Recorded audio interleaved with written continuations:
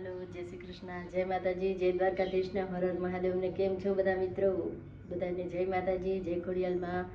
तो आज एक नवी रेसिपी लईने આવી ગઈ છું। तो આપણે આજે બનાવવાનું છે સરગવાના સિંગુરનું શાક। તો તમે જોઈ શકો છો આપણે મસ્ત એટલે મસ્ત ધોઈને સાફ કરીને સરગવો લઈ લીધો છે। તો બહુ મસ્ત આપણે સરગવો છે। તો તમે જોઈ શકો છો આપણે બનાવવાનું છે સરગવાનું શાક। तो તમે જોઈ શકો છો આપણે લઈ લીધા છે 2 ટમેટા ઝીણા, આ છે આપણે મરચાં કટકી કરેલા, આ છે ચણાનો લોટ, આ છે ધાણા જીરું, આ છે આપણે વઘાણી, આ છે આપણે ડુંગળી ઝીણી ખમણેલી 2, આ છે આપણે હળદર, આ છે આપણે કાશ્મીરી મરચું, આ છે આપણે રાઈ, આ છે આપણે લસણને 6 હાથ કરીને, આ છે આપણે ધાણા ભાજી। તો હવે તમે વિડીયોમાં બન્યા રહેજો। તો આપણે સરગવાના આવડા નાના નાના કટકા કરવાના છે સિંગુના। તમે જોઈ શકો છો અસલ મસ્ત એટલે મસ્ત આવડા નાના નાના કટકા કરીને પછી આપણે બાફવા મૂકવાના છે। તો આવડા કટકા કરવાના છે। આ છે આપણે દેશી સરગવો લઈ લીધો છે, આવડા નાના કટકા કરવાના, પછી આને આપણે બાફવાનો છે। તમે જોઈ શકો છો। તો આપણે સરગવો કટિંગ કરીને નાના નાના ટુકડા કરી નાખ્યા છે। તમે જોઈ શકો છો ને આપણે સરગવા બાફવા માટે કુકરમાં પાણી પણ મૂકી દીધું છે। તમે જોઈ શકો છો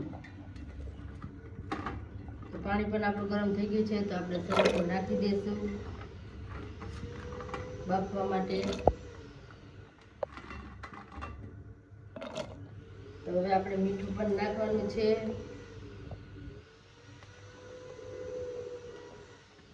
તો હવે આપણે આને 5 થી 7 મિનિટ લગી આપણે બાફવા દેવાનો છે કે આને બહુ બાફવાનો નથી, ઓછો બાફવા દેવાનો છે। તો આપણે કુકરનું ઢાંકણું લઈ લઈએ। તમે જોઈ શકો છો આપણે સરગવો પણ પાણીમાં નાખી દીધો છે, ગરમ પાણી થઈ ગયું છે। તો હવે આપણે કુકરનું ઢાંકણું ઢાંકી દઈએ અને આપણે 5 મિનિટ આને બફવા દેવાનો છે કે આને બહુ બફવા દેવાનો ના હોય। તો આપણે જોઈ લઈએ હવા પણ નીકળી ગઈ છે। તો આપણે જોઈ શકો છો આપણો સરગવો મસ્ત એટલે મસ્ત બફાઈ ગયો છે, મસ્ત બફાઈ ગયો છે આપણો સરગવો। જોઈ શકો છો તો આપણે આ છે ચણાનો લોટ। તો આપણે એમાં સેજ પાણી નાખીને નાની એવી ગ્રેવી બનાવી લઈશું।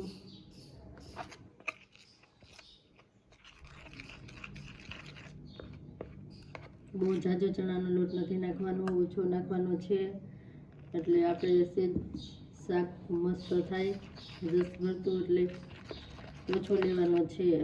આપણે સરગવાનું શાક 3-4 જાતનું બને છે, પણ અમે આવી રીતના બનાવીએ છીએ। તમે કેવી રીતના બનાવજો એ કોમેન્ટ બોક્સમાં કહેજો। અને આ સરગવું છે ને આપણે શરીર માટે બહુ ફાયદાકારક છે, બહુ એટલે બહુ જ સારું। સરગવાનું માણસે પાણી પીવે, આપણે બાફેલું છે ને પાણી નીકળે ને સરગવામાંથી એ આપણે પીએ તો બહુ હોજા ન ચડે, પેટમાં સારું રહે। સરગવાનું શાકથી ઘણા બધા ફાયદા થાય છે। તો આપણે આ પેસ્ટ બનાવી લીધી છે। તો હવે આપણે એક પેન લેશું। તો આપણે કઢાઈ મૂકી દીધી છે। તો હવે આપણે એમાં તેલ આપણે એડ કરશું।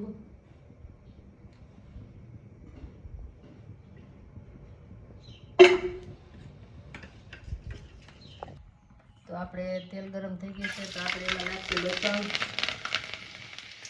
લસણ નાખવાથી આપણે બહુ સ્વાદ આવે છે।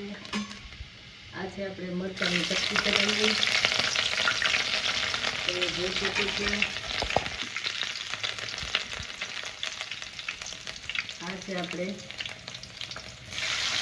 ટમેટાં,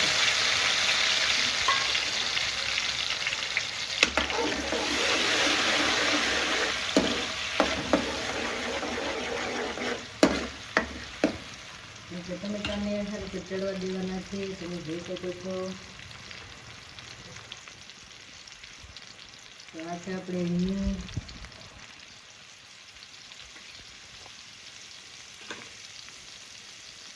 આ છે આપણે કાશ્મીરી મરચું, આ છે આપણે હળદર,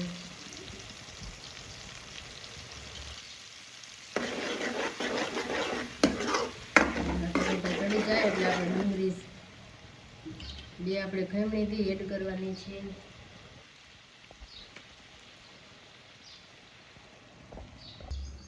તો હવે આપણે ઝીણી ડુંગળી હતી તો હવે આપણે એડ કરી દઈશું.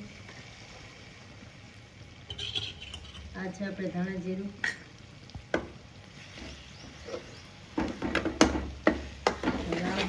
ચડવા દેવાનું છે. મિક્સ થઈ જાય તેલ ઉપર આવી જાય ત્યાં લગી આપણે ચડવા દેવાનું છે.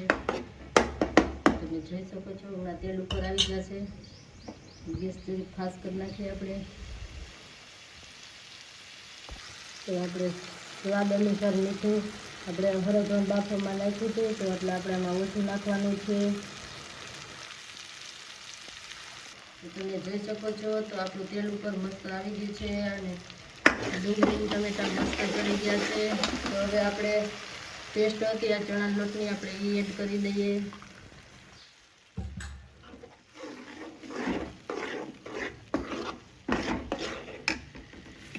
તો હવે આપણે એમાં સેજ પાણી એડ કરવાનું છે.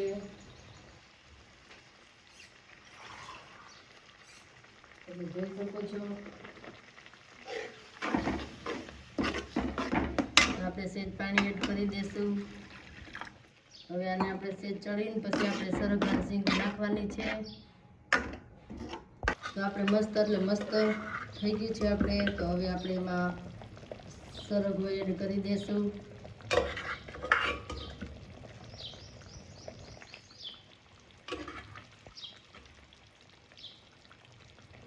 જોતા જ મોઢામાં પાણી આવી જાય એવું આપણું બની ગયું છે સરગવાનું શાક. તમે જોઈ શકો છો. તો આપણે આને બહુ હલાવવાનું નથી. છે જામ કરશું એટલે તેલ ઉપર આવી જશે. તો હવે આપણે આને ઢાંકી દઈશું. 2 મિનિટ લગી આપણે રેસ્ટ આપી દઈશું. તો આપણે જોઈ શકીએ છીએ 2 મિનિટ પૂરી થઈ ગઈ છે. તો આપણે નિરાતે લઈ વાવ મસ્ત થઈ ગઈ છે. તો અમારા ઘરમાં છે ને થોડુંક ગળું વધારે ખાય તો આપણે સેજ ખાંડ એડ કરી દઈશું. અમારા ઘરના છે ને ગળું વધારે ખાય એટલે આપણે સેજ ખાંડ એડ કરી દઈશું. જો મસ્ત તેલ ઉપર આવી ગયું છે. તો હવે આપણે ધાણા ભાજી એડ કરી દઈએ.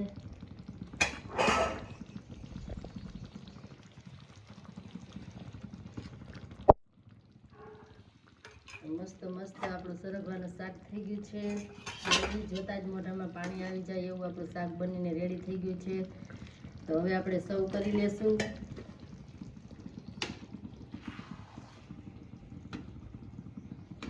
તમે જોઈ શકો છો તો આપણું સરગવાનું શાક બનીને કમ્પ્લીટ થઈ ગયું છે.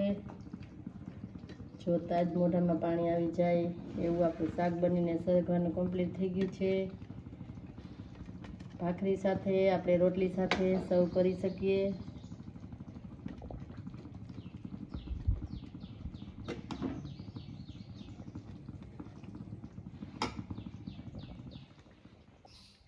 તો આપણે સરગવાનું શાક બનીને કમ્પ્લીટ થઈ ગયું છે. તમે જોઈ શકો છો આપણે મસ્ત એટલે મસ્ત સરગવાનું શાક બનીને કમ્પ્લીટ થઈ ગયું છે. આપણે ભાખરી સાથે અથવા રોટલી સાથે ખાઈ શકીએ. તો કેવું મસ્ત બની ગયું છે. સરગવાનું શાક તો છે ને બહુ નરવું ને બધાય ખાતા જ હોય, બધાના ઘરમાં બનતું જ હોય. અને હરગવો તો ખાય એટલે બહુ જ સારું. માણા પાણી હોતે પીવે. તો આ તો મારો હરગવાના શાકનો વિડીયો તમને કેવો લાગ્યો? તો વિડીયોમાં લાઈક કરજો, શેર કરજો. આવી નવી રેસીપી લઈને હું નેક્સ્ટ વિડીયોમાં આવીશ. અને લાઈક સબસ્ક્રાઈબર કરવાનું ભૂલતા નહીં. મારા હરગવાનું શાક કેવું લાગ્યું કોમેન્ટ બોક્સમાં કહેજો. અમે આવી રીતના બનાવીએ, તમે કેવી રીતના બનાવો એ મને જરીક જણાવજો. તો બધાને જય માતાજી, જય દ્વારકાધીશ, હર હર મહાદેવ. તો આવજો, ટાટા ને બાય બાય.